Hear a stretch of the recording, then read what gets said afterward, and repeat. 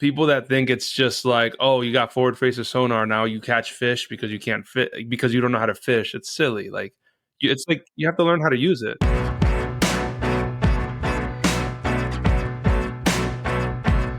Hello and welcome back to the Fat Dad Fishing Show. I'm your host, Rich Natoli, and we're back with another episode, but we're going to be talking a little bit about freshwater and kayak fishing tonight. We have on tonight Jay from Bearded Dad Fishing, and it's funny because we live really close to each other and we're in two different worlds. So I'm almost purely saltwater, and he is essentially at this point purely freshwater.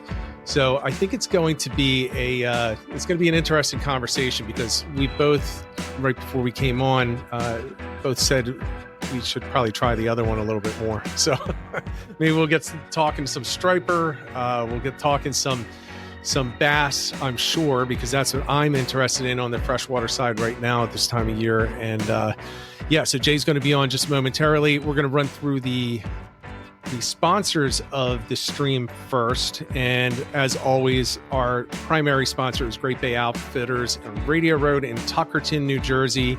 Great shop for anyone who's interested in anything kayak related, not just kayak fishing, but kayak related. They also have other things outside of that. You can buy a freaking floating dock from Paul and Great Bay Outfitters if you really want one or need one. You can buy e-bikes from Paul. He's got everything. So if you're looking for a new kayak, if you're looking for parts for your existing kayak, Old Town, Native, other brands, he has other used kayaks on consignment all the time.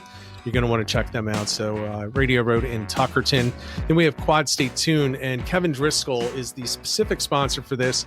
If you own a Toyota truck, we're talking a lot about the third gens, Forerunners, Tundra. The Tacoma third gen is the one that I continuously bring up because it has that gear hunting issue where you're driving down the highway and it doesn't quite seem to be in the right gear. Well, this tune will fix that. It'll also fix up for the Lexus 460, 470, Tundra, Forerunner, all those things. You get more efficiency, more mileage, more horsepower and torque. So if you're towing a boat, definitely want to check that out. If you're not sure if it's good for you, call Kevin. Number is 484-633-5975. He'll let you know if you should have it or if you should not, and he will tell you the truth. I can tell you that.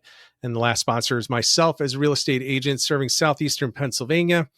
If there's anything I can do for you, my number 267-270-1145 or richardnatoli.com. That's my real estate website. You can go over there and check it out. And one last thing before we bring Jay on. If this is your first time here, or if you haven't done this in the past, please make sure if you enjoy this show, if you find any value in it, please give it a like, give it a share, give it a review.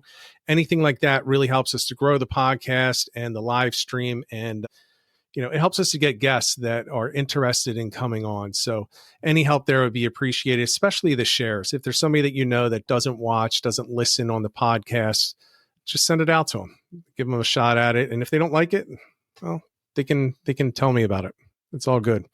With that said, we're going to bring on Jay real quick. We're going to keep this to about an hour, and we did start late. And I'm going to say, as I bring Jay on screen, we are starting just a couple minutes late tonight. My fault. I was trying to get it so Jay could actually broadcast this to his channels, but we were unable to get that done successfully. And, we didn't want to keep waiting. So Jay, welcome aboard. Good to see you. What's up, Rich? Thanks for having me, man. And it's okay. I'm accustomed to being late. We're Puerto Rican, and Puerto Ricans are late to everything.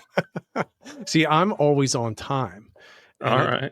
Yeah, but that's what happens. The corporate world killed me being on time. And I think part of the reason I started being on time is because it would give me a reason to be pissed at people that were always late. That I didn't like working with. So it was my own little petty way of showing them up. So yeah. So welcome to the stream.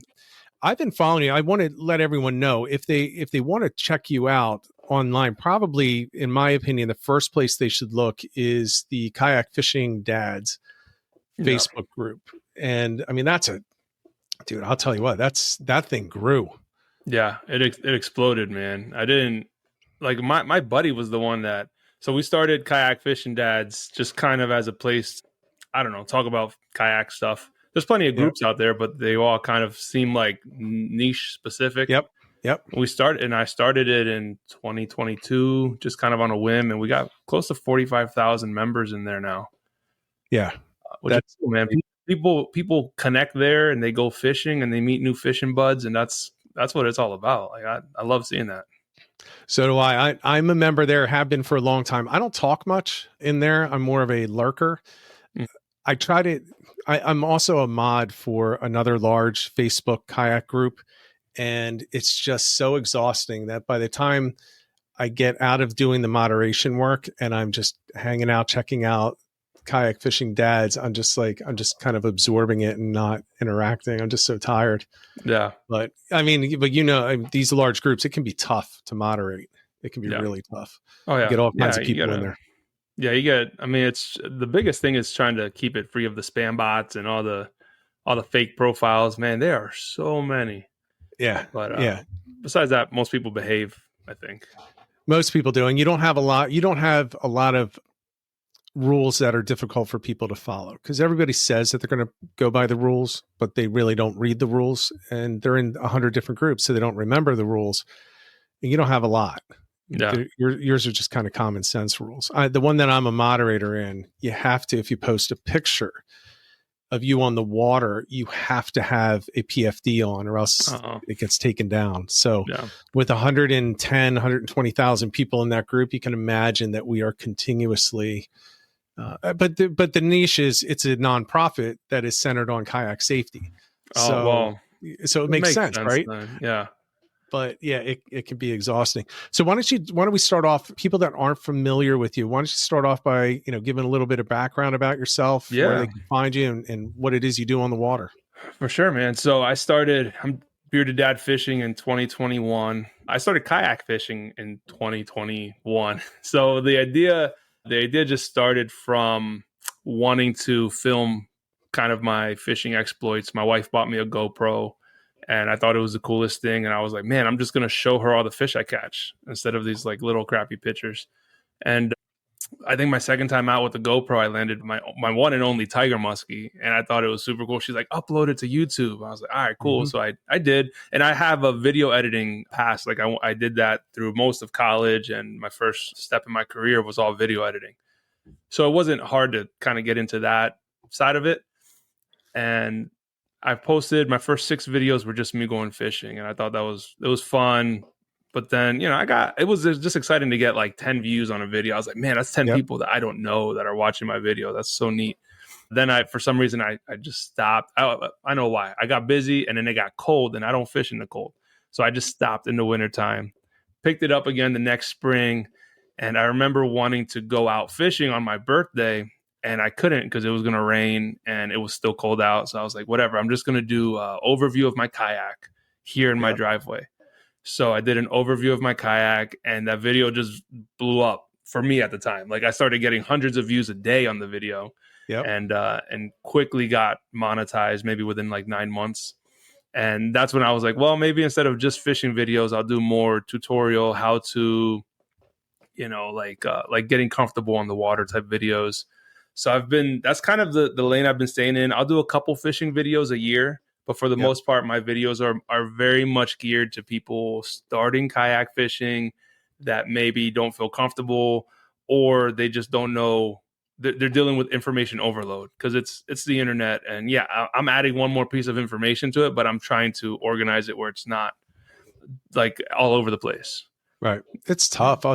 I started off doing just kind of like me fishing, and then I went into like the how to, and I don't do a lot of videos anymore because I mainly just do the live stream and the podcast, because people just get so pissed because, I will talk about a spot specifically and people figure it out and they get so angry. I'm like, well, go to hell then. I don't need to tell you where it is. I'm not burning spots. I'm just, it's just a regular video, but I've had some pretty, it's just a pain in the ass. And I don't think what people realize is you can spend hours on a 5-minute video, hours to do that. And knowing that it's not going to get 100,000 views, you just kind of do it to be helpful. And it's like, well, maybe I'm not going to do it so much anymore. It doesn't, I mean, if you're going to even if you are monetized on YouTube, I mean, what you factor in for a video, on average I spend about 15 hours of video, and that's Yep. between scripting, filming, editing, and then you got to work on all the back end stuff like the descriptions and the tags and everything else. Yeah. But I mean, even if most people are maybe making like a couple dollars on a video, and then they get If one they're that lucky. blows up, maybe they'll get more. But yeah, if they're lucky, I would say that the average person that just got monetized is probably making about $5 a month.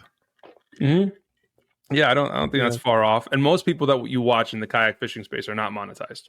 They do it because it's fun. You know, it's fun. Right. It starts as a passion project, and sometimes when people do something consistently enough and they start to get good at it, they can start making some money out of it.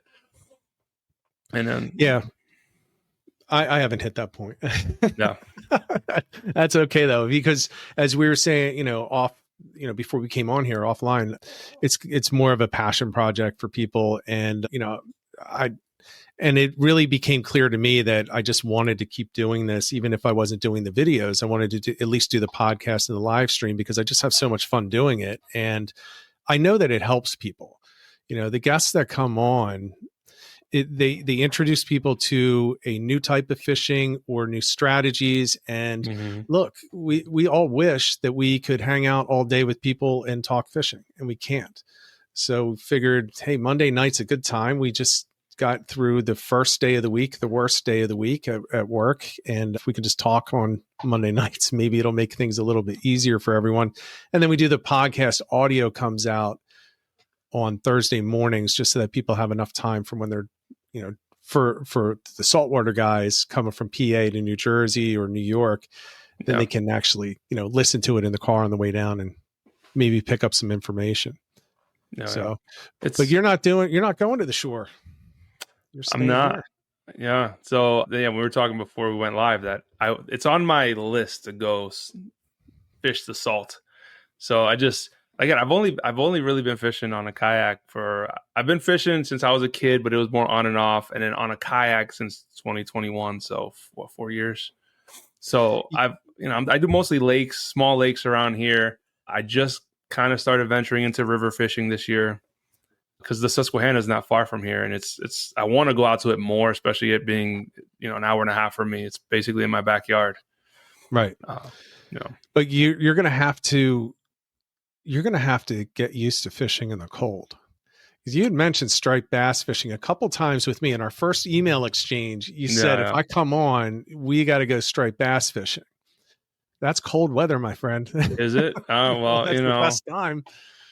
It's the best time to go. I just got to button up and get used to it, I guess. Yeah. Dry suit if it's late enough in the year, or a wetsuit if it's not quite that late. Get some decent, neoprene boots, and you'll be good. But I'll tell you what, there are very few things that are as exciting as hooking into a fall run striped bass and having it pulling you all around the place while you're trying to bring it up. Yeah. And then you pull that damn thing out of the water, and 40 plus inches on it. That's a pretty good feeling. Oh yeah. So we'll have to work on that.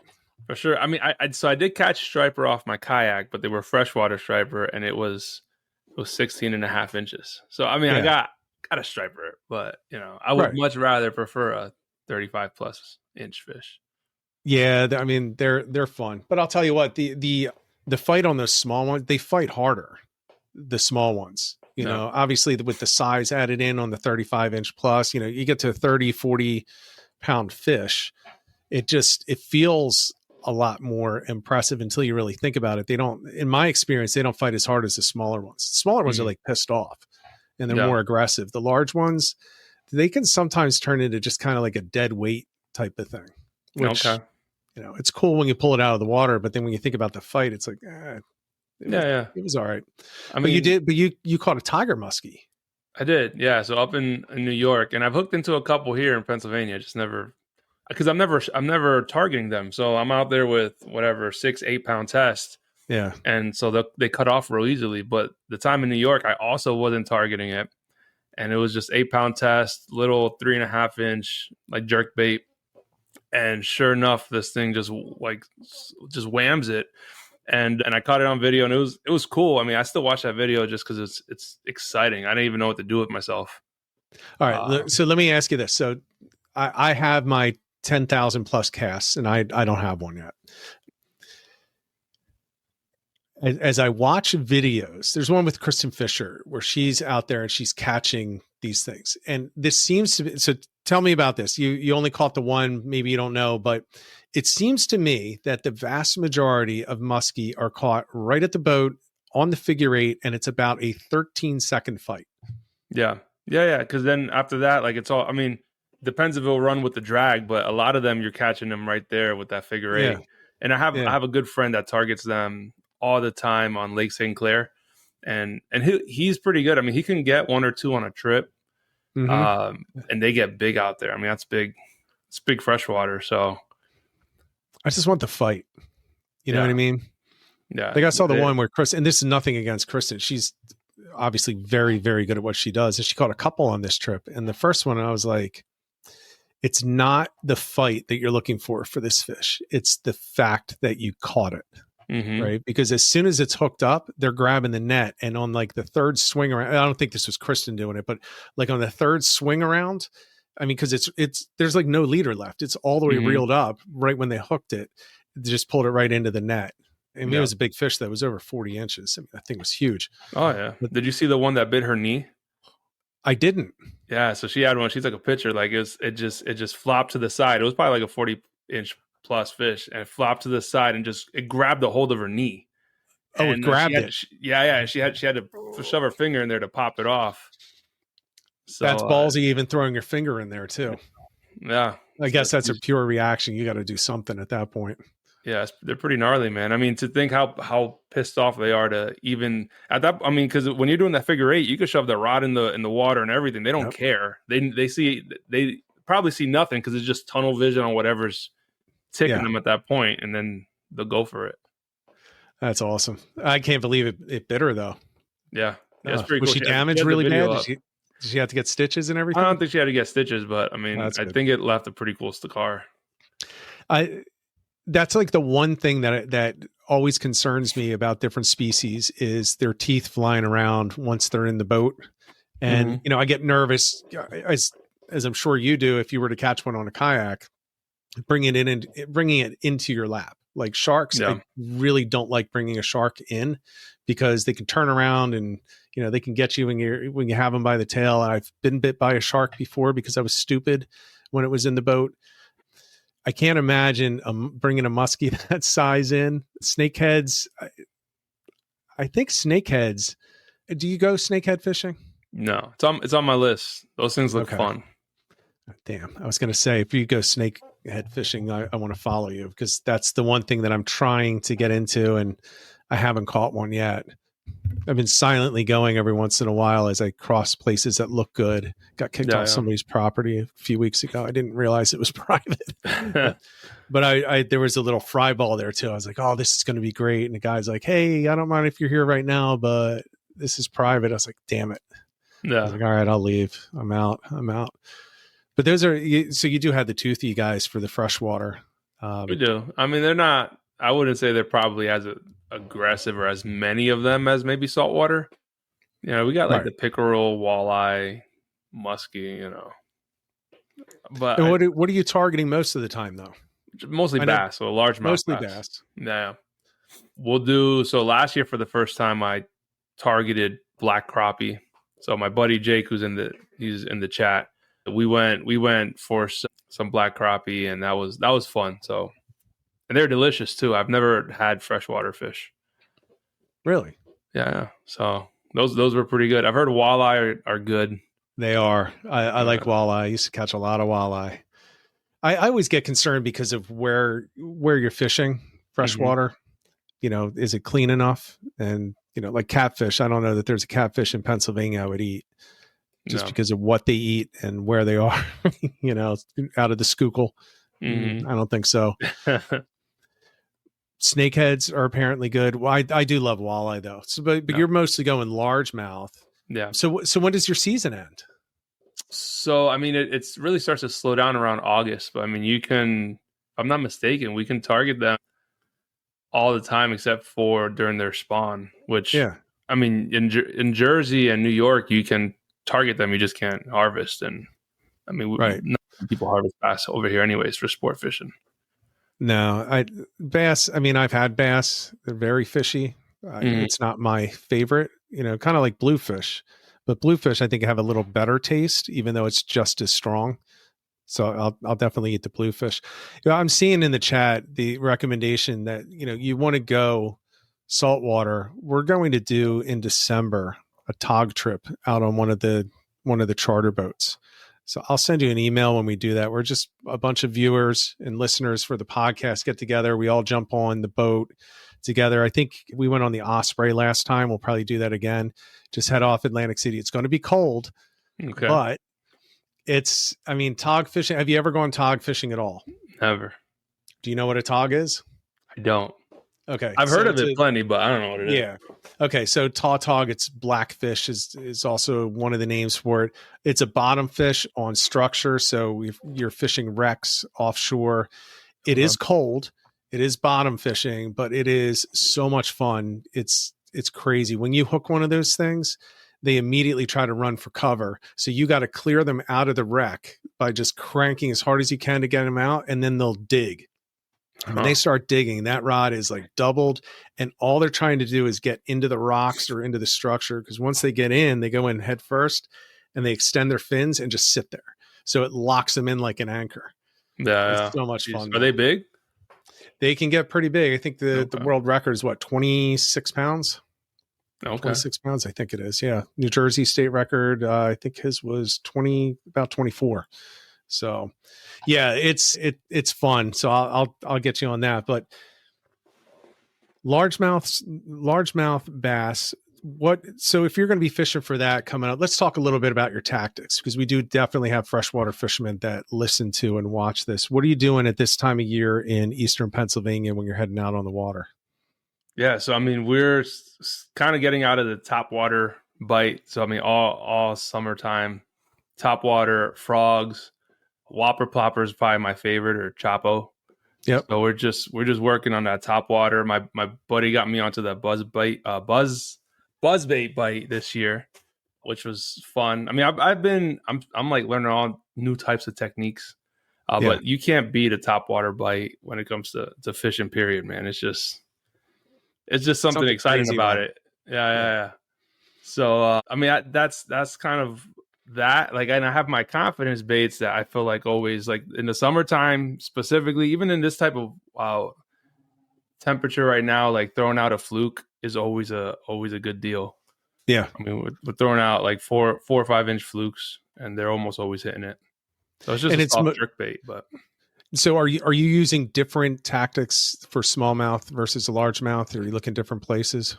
Yeah, so I'm not super experienced with smallmouth. I mean, I've caught them, but their behavior is different, and usually smallmouth will go deeper, and so they're not going to be hanging out around the same spots for the most part. So, but we're going up to Otisco in New York. So it's the easternmost finger lake. Yep. Up in New York. So we're going up there targeting smallmouth in just a couple weeks. Man. So fun, man. We're like the opposite. So I have caught very few largemouth, but smallmouth I've caught a lot. And people always say, well, how many largemouth? I'm like, I don't know. I could probably count them on 2 hands, in my life. And they just don't get it. And I'm like, I think they're in different spots, because for sure. I go out with people and they catch them all the time, and I'm fishing the same day, the same area, and I'm catching all smallmouth. Yeah. So largemouth tend to stay more shallow. Yeah. They'll get deeper, but they tend to you won't find a smallmouth to be up that shallow most of the time. And even when they bed, they bed a little bit deeper. That's just so the whole bedding thing. That is not a saltwater thing. No, that is not. No. I mean, I don't think so. Unless I'm missing somebody in the chat, tell me if I'm just not thinking of something, but there is no like bedding down or anything like that. You can't see like the crappie and where they've been and where to target. It's just like they're all over the place. So that's like a whole different tactic to me. It's not something that I'm familiar with. But I want to tell you though, the approach that you use with that top water, and actually for any bass, smallmouth included, it's going to directly translate to those striped bass in the saltwater. Okay. I mean, all the way down to this very similar baits. And a lot of people won't mention this, but if you're fishing saltwater for striped bass, you can use frogs. Frogs work, and they work really well because they push a lot of water and they make a lot of commotion. So if they're feeding and it's a top water bite, you can actually use a frog. You can also use the mouse lures. Those work as well. Okay. They'll eat all those things, but but most of it is actually subsurface for the vast majority of the fishing. Okay. Yeah. So okay. So you're going out, let's say you're going out for largemouth. The top water bite is kind of winding down. Let's say it's October. So it's kind of winding down. You're going subsurface. What is it that you're using at that point? So typically I'll throw on, if a fluke will be my next go-to. I just feel comfortable with a fluke. It's because you just the motion it gets is really erratic. And you can tie on a fluke so that it can stay. So I got to stay in frame here, but you could tie it on so that it can, when you jerk it, it pops upwards. So you're getting a little bit more subsurface, and sometimes it'll just even pop through the surface and come back down. Or you can rig it so that when you jerk it, it comes down a little bit. So, but you're still going to be in that 2-foot-ish deep water. So, and if that's not working, then I'll tie on a jerk bait, like a hard jerk bait, like a Rapala. The X wraps are my favorite, or the shadow wraps. Okay. And I like the suspending jerk baits, and a lot of people like the floating ones, which are fine, but I just, something about it, I just like the suspending ones, and I feel like I get better luck with those. But because you can control the depth a little bit easier with those versus a fluke, you could tie on, something with a little bit of a bigger bill and get it down to 8 feet. So you can kind of play with that whole range of the water column. Right. The suspending, I think, are underrated. The floating, I used to use floating all the time, and I realized it was because it gave me a starting point. So I'd see it pop to the top, and then I'd know, okay, a certain number of cranks is when I'm going to get it down to where it really needs to be. Mm-hmm. But the problem with that is I'm out of the zone for half the time. They're not feeding on the top. That's why I'm not fishing top water. So the floating ones, for most of now they do have a great application for certain situations, but I used to use it as a default for freshwater, and it was definitely not the right way to go. Mm-hmm. I actually stopped using those. The suspending are great. You like the X wraps, you said? Yeah. What size are you using? The 4-inch. The 4-inch. Okay. Yeah. All right. They get pretty big. They got some bigger ones, but I think I might have one 5-inch, but I stay right around that 4-inch mark. Well, the big ones, they're still going to eat the smaller stuff. Yeah, for sure, man. One thing I don't mess around with a whole lot are like the smaller jerk baits. So like the 2.5-inch Rapalas, like the 3-inch. Like it's seldom that I'll throw one. I find like that 4-inch to be that sweet spot that works a lot. Yeah. Okay.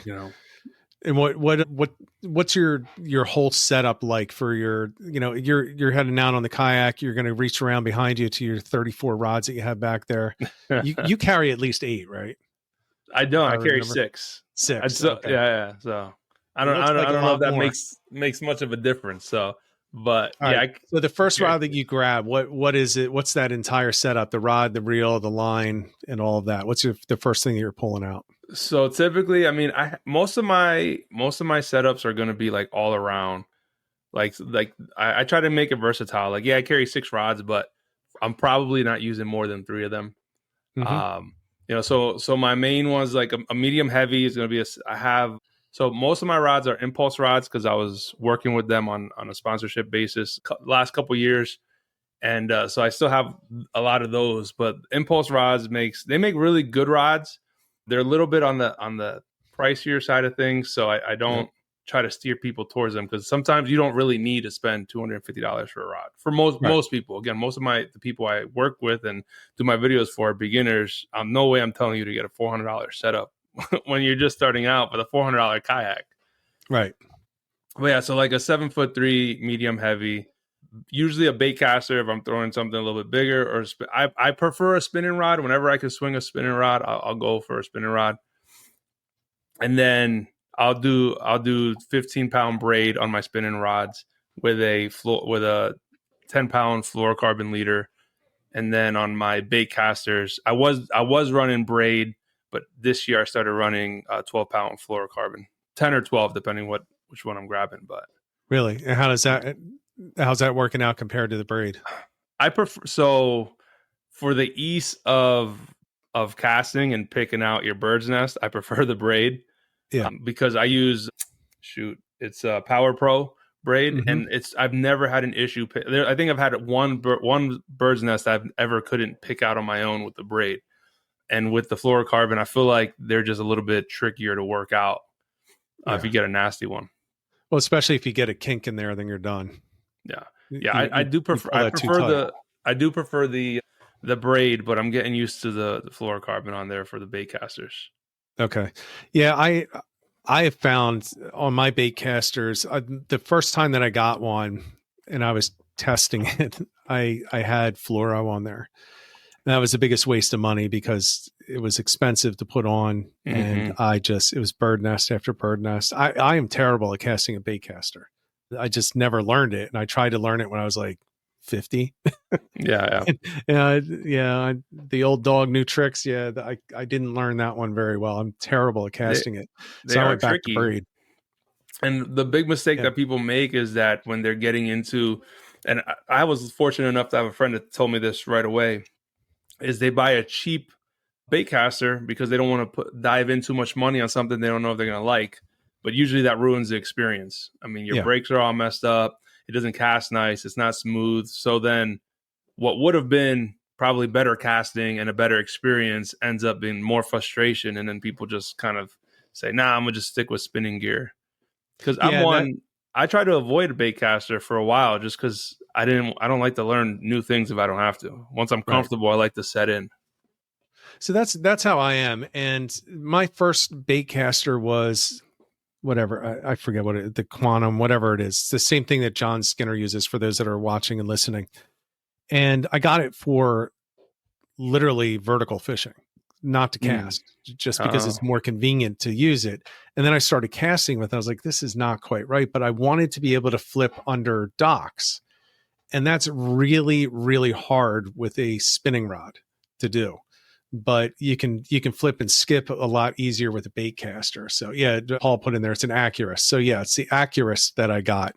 And it is not a casting reel. It's, at least I can't cast with it very well. And then I got another one. Don't remember what that is, just to practice with. And I got a little bit better, but I'll tell you what, at this point, I just won't skip under docks because I just can't do it. But that kind of leads into my question. Are you skipping undercover at all with these bait casters? I will switch to my spinning gear if I have to flip under something or skip under something, just because I will bird's nest it. Okay. And so I'm practicing this year. I did a little bit more, but just to save the aggravation, I'll just go and switch to my spinning gear because we'll skip under docks, and that's where a lot of the bass hang out, you know. But some guys can get some good distance on a bait caster, and it always just like blows my mind. Like, I don't know how you do it without your reel just. I don't get it. I don't get it because as soon as it hits this, like the second skip, to me, that's where it just starts bird's nest right there, because it slows it just enough that it overruns itself. So I guess you're supposed to do something with your thumb, but with the spinning reel, are you doing the two-handed? You're holding the line and then you're just kind of letting it go and through your hand, or are you just doing the one-handed flip? So usually a one-handed. If I can, it depends. If I'm standing, because I'll stand and fish quite a bit. But if I have to get pretty low, then it just leverage wise and kind of like where I'm aiming, it's a little easier when I'm sitting down. Yeah. Yeah. I'll tell you what, man, freshwater fishing is getting harder and harder for me just thinking about it. Yeah.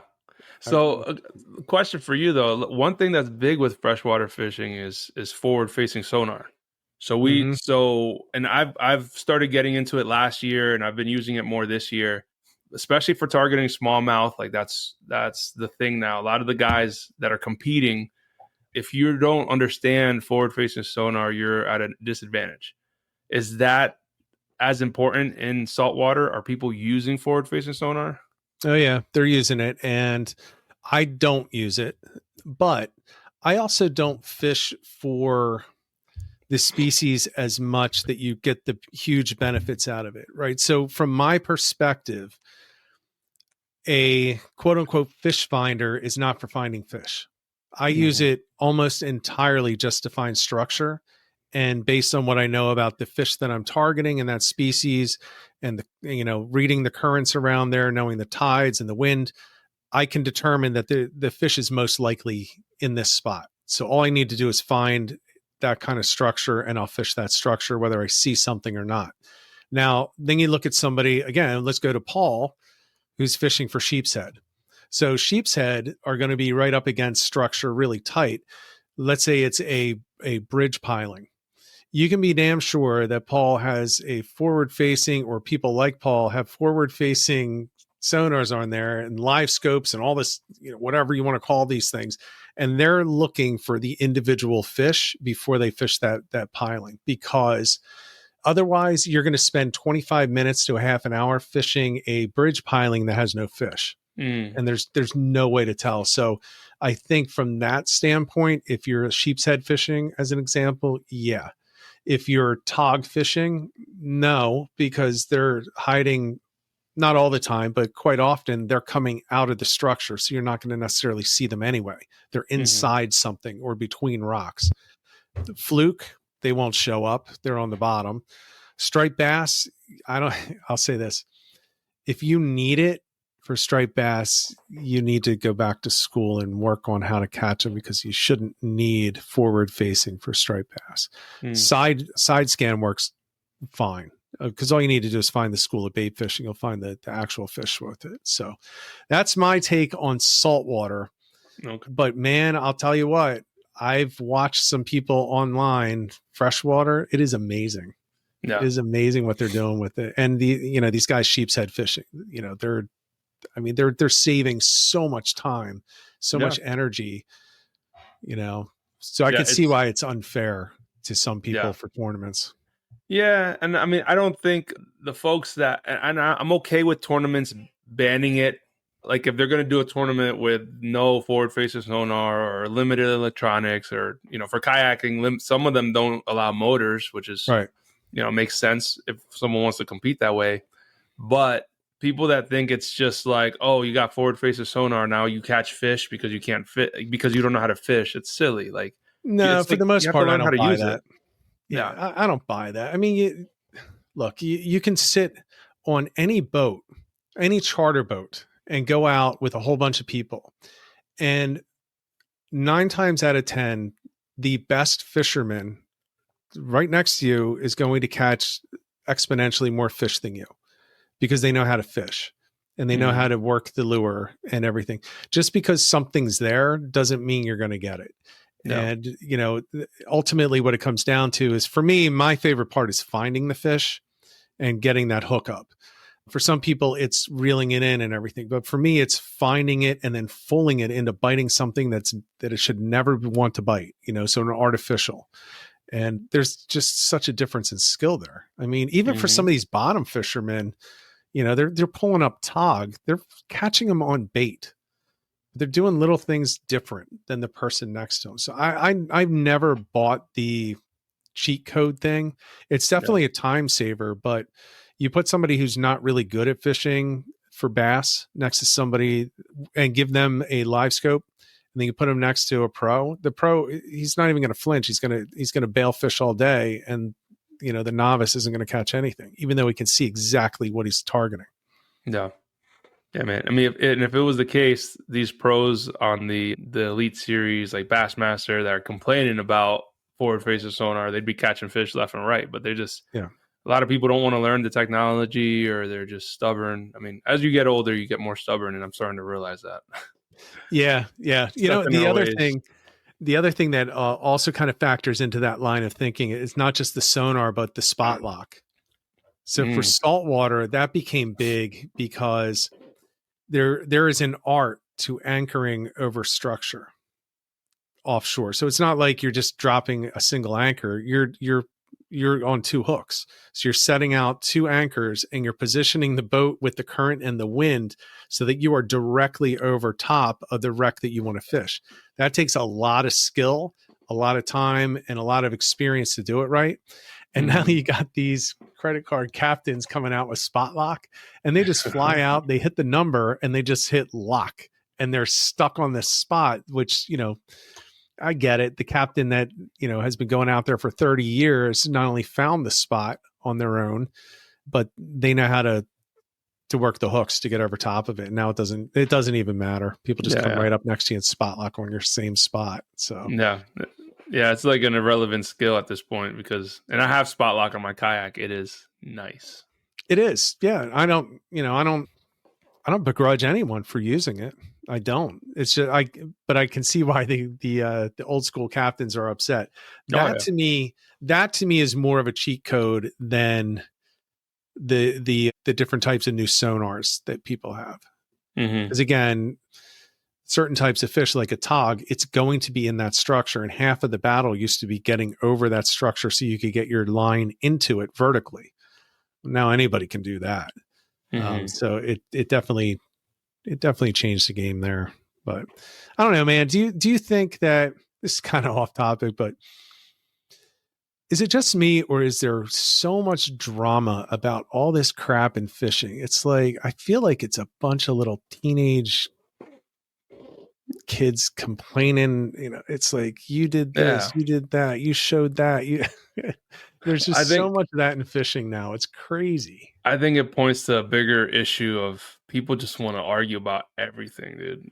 In fishing, I think it bleeds into fishing because that's what we're passionate about, and we partake in the most. But I mean, people just want to argue and debate, and I'm not about that. Like I'll debate somebody about something if I'm passionate enough about that. But for the most part, people they listen to respond. They don't listen to understand. So once you got someone like that, why are you wasting your breath? Yeah, I agree. I've had those discussions about the live scope and everything else. And, people are also passionate about Alabama rigs and using more than two hooks. And some people get really pissed off about it, which, whatever, get mad about it. But I'm not going to sit there and argue with someone about something silly. I try not to. There are certain things that I do feel very strongly about. There are certain conservation things. I try not to argue though, but it's really eye-opening to watch like a 60-year-old dude get so bent out of shape over the dumbest things. And then, but then what makes it worse is they don't even realize they're being trolled 90% of the time. It's somebody posted something just to piss you off. Striped bass. It's every year people get bored because they're off the water in the late fall, So they'll post a picture from like 1986 when it was legal to keep every size fish there is and as many as you wanted. And they're going to have this grainy photo that was obviously scanned from like a Kodak camera. And it's like a dock filled with like 30 dead stripers. And they just post it and they're like, caught it at Lake Hoptacong in New York. and everyone jumps on it. That's not legal. You're an asshole. It's like, dude, come on. First of all, the guy's 22 based on his profile. He wasn't around when the Kodak cameras even existed. And then they just sit back and watch everyone get upset. Yeah. Well, it's worse now with AI because, and I love AI. Like, learn if you, for professionally or for whatever, learn to use AI because if you don't, you will be at a disadvantage. Yeah. But my dad watches a lot of YouTube, and my dad's 70, about to be 75. He has a hard time though discerning what's AI and what's not. Yeah. So whether it's video or voice or pictures, he's usually asking me. He'll be like, "Jay, is this AI?" And I have to tell him like. And most of the time, like if you mess around with it enough, you get an eye.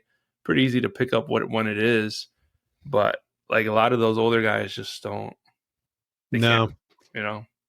My mother-in-law falls for AI she keeps reposting things. It's like, it's not real. It's not real. My daughter called me. She's like, oh, she did it. I'm like, it's fine. It's fine. But, reposting all this stuff, the whole thing lately, like you'd think every sports person has a say on everything, and they're all fake quotes out there and fake videos. And you think Joe Rogan introduces every single topic for everybody on YouTube.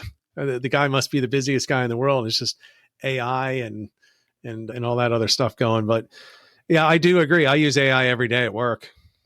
Yeah. Just can't get away from it. You better use it, but it's crazy, man. It's crazy some of the stuff out there, but you get to see it a lot because you're a social media fisherman. Yeah. Right? Like you share everything. For the most part. And I'm able to use a lot of the AI stuff when I'm creating content, which is cool. And not necessarily like to create my videos, but to prepare for my videos. Like I use AI just to help me prepare for my scripts, just so I have a little bit more of an automated workflow, and things like that. Yep. So in content creation, and one thing I found is that a lot of guys that fish, they want to start a YouTube channel, which I'm all for it. I started it almost right away, and it didn't go crazy right away. But if you stick with anything consistently, you'll get better at it. So I like to help guys like kind of build up some of those skills, whether it's video editing or even just like, hey, picking out the right GoPro and recording yourself, because you build a lot of real world talent and abilities through doing something like a YouTube channel. I mean, because you're learning marketing, you're learning how to present well and speak better. You're learning how to write and how to hook people into a story, because it's all storytelling in a way, and how well you can keep someone engaged. The best channels are, and that's, I think, why mine isn't bigger. I'm not the greatest at storytelling, but that's literally what it comes down to. Mm-hmm. You got to be able to tell the story in a compelling way. And I've read the books. I'm just not as good at executing, but I'll tell you what, AI can do it. Oh yeah. So I'll say, write this in this voice, referencing all the information from this book, and give me a script, and it'll do it. Which is helpful for some of the videos I do for work.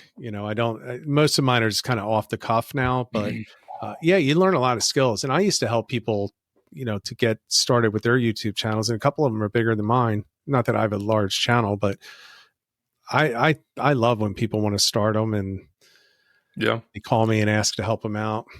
Yeah. I mean, there's never a bad time to do it. I mean, it's just like a lot of people default to like, oh, there's a lot of competition. Like, why am I going to do it? It's like, yeah, there's always competition, but most people will bail before they make it through 5 or 6 videos.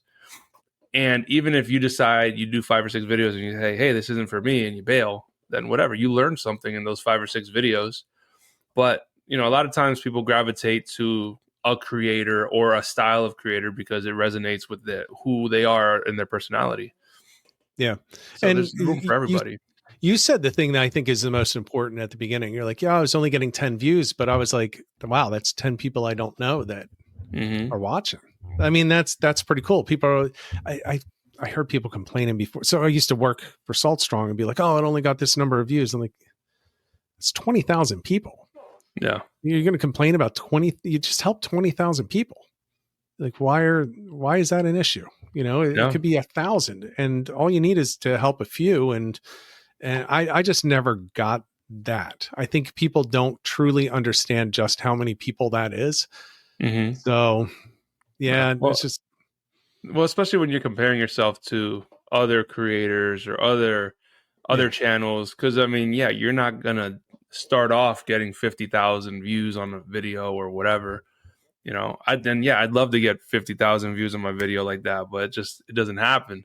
And it's not overnight success. It might look like it, you know, but it's just consistency and sticking with it. And, but like you said, you pick up a lot of stuff doing that. You do. I mean, I can edit videos. I can edit audio. I can start a podcast. I can do a lot of things. I can script. I can use AI very well at this point because I have used it. I understand SEO. I understand hashtags when they work and when they don't. I know how to do hooks. I No? know how to do outros, all of those things. And those do translate directly into business, which is always good. And it has helped me to help other people with the things that they're doing. Yeah. But let me ask you, you said GoPro a couple of times. Do you use GoPro? So I don't anymore. So Are you I using used it. DJI? So I'm actually using Insta360 currently. Okay. So I was using GoPro for, I don't know, the last 3 years, and then I switched over. I was gonna make the jump to DJI just because they've been doing really good work with their action cameras. Yeah. But I started working with Insta360. They sent me some gear. What transparency? They sent me gear for free. Yeah. But it was not like I had to say anything specific. They just said, "Hey, check this out. Make a review on it and give your honest thoughts." So I got started with the X5, which just came out a couple months ago, and it's that 360 camera that they have. Yep. And probably within a week or so, I was like, man, this is for me. Like, it's just the way that Insta360 made their app so intuitive to editing a 360 camera is kind of mind boggling, especially when you're coming from GoPro, which I feel like it's the opposite of intuitive. They drop the ball all the time on making things streamlined, from their accessories to the way that their files work and edit and using their actual heads up display and everything. Yeah. So, I mean, it works. And if people want to get started with GoPro, because there's so many on the market, you can get a good used cheap one. Yeah. But for me, Insta360, as of the last several months, has been what I've been using. And also they have what they call the Ace Pro 2, which is their direct competitor to GoPro. So it's a smaller action camera. So it's not 360. Right. But now, are they fully immersible, waterproof? they are. Yeah. So they are up to the one, I forgot which one is which, but one's up to 12 meters. The other one's up to 15 meters. And then if you put a special case on it, you can go deeper than that. Okay. So I'm asking because I've been using DJI. I absolutely love DJI. I don't love the fact that they can essentially steal all your stuff and get into your devices because you have to have an account. So I don't like that. However, I was out recently, submerged one camera, and it decided to blow up. So the lithium somehow water got in it, hit the lithium battery, and it just went underwater. So it was pretty impressive. I was like, what the hell is happening? It was on a pole. I was like, oh no.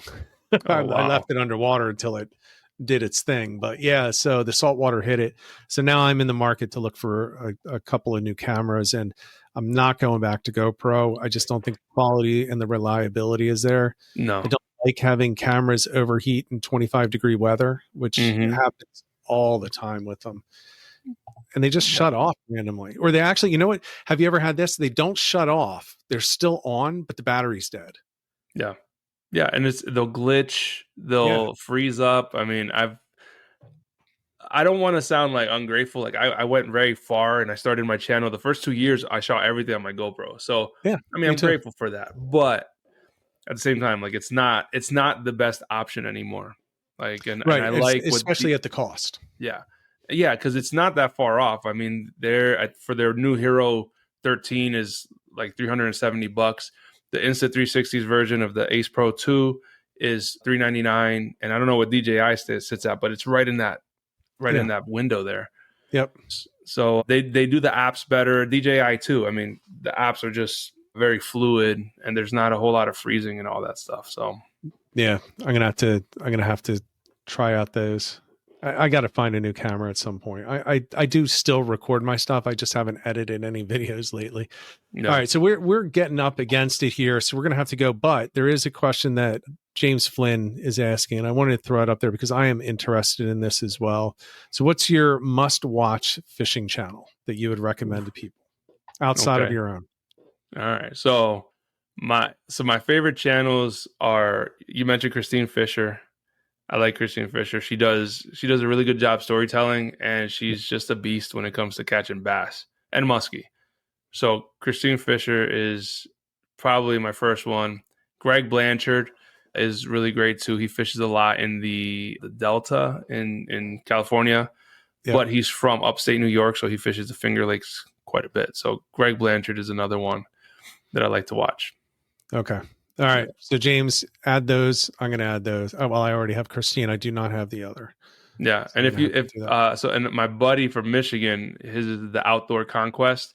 He does a lot of muskie fishing videos because he does a lot of bass, but once he got hooked to the muskie bite, it's like we lost him to that side. So I have friends that will only go muskie fishing now, like bought boats and everything just for muskie, and they'll go weeks of fishing and never seeing one, but it doesn't change how excited they are to go out on float down that river again, like the next weekend. So I get it.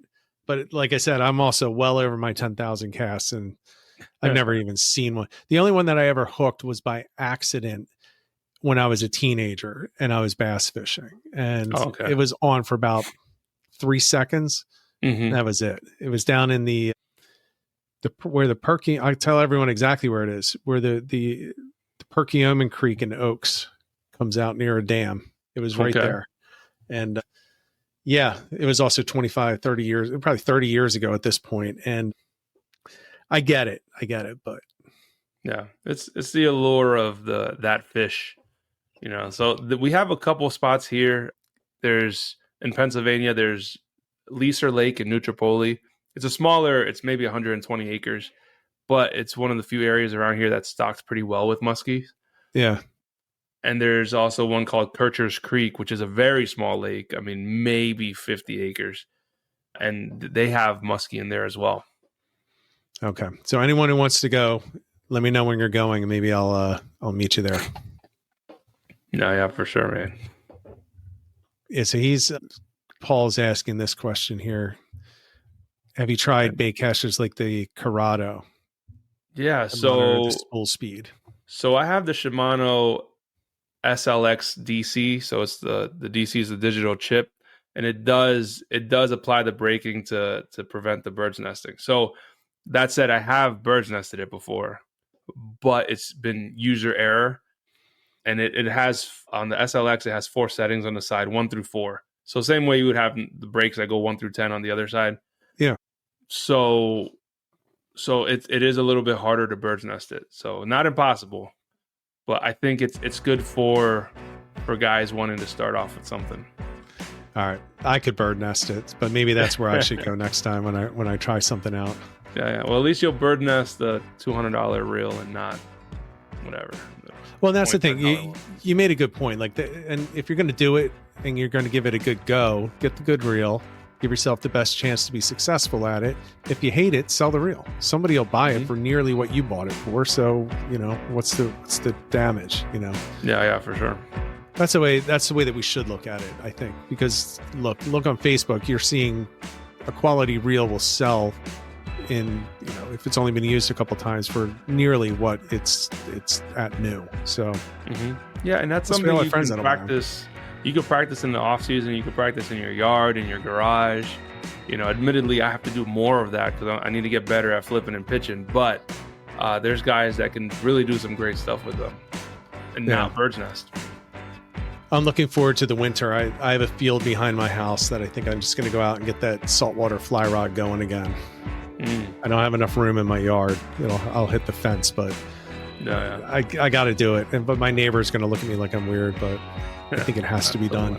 Yeah, it has to be done. So, all right. Well, thanks for coming on. We got to stick to the hour here. Really appreciate it.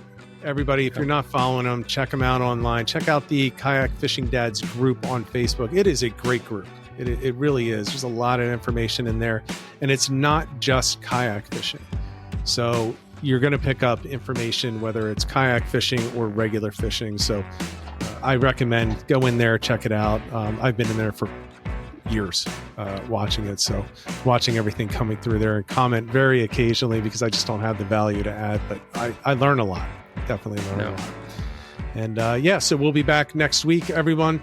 We'll be announcing later in the week who the guest is. Still trying to shore up the last minute details on that and get the final confirmation, but it should be somebody that you all know and you have seen on this channel and other channels in the past, and probably on TV. So with that said, everyone, thank you very much. Till next time, everyone, get out there, get on the water, get some tight lines.